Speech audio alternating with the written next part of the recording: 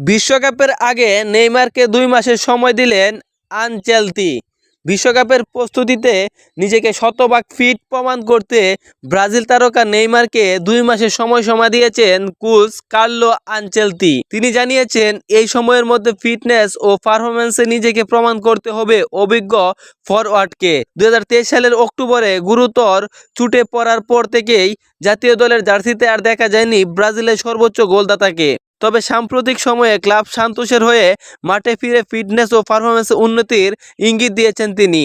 Ancelotti স্পষ্ট করে জানিয়েছেন, শতভাগ ফিট না হলে নেইমারের জাতীয় দলে জায়গা পাওয়া কঠিন হবে।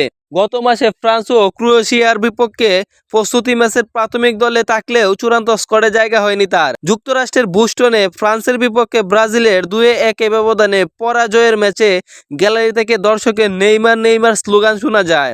তবে ম্যাচ শেষে আনচেলতি বলেছিলেন, দলে থাকা খেলোয়াড়দের নিয়েই মনোযোগ থাকা উচিত। এবার ফরাসি সংবাদ মাধ্যম লেকিপকে দেওয়া সাক্ষাৎকারে আনচেলতি জানান, আসন্ন বিশ্বকাপের পরিকল্পনায় এখনও আছেন নেইমার।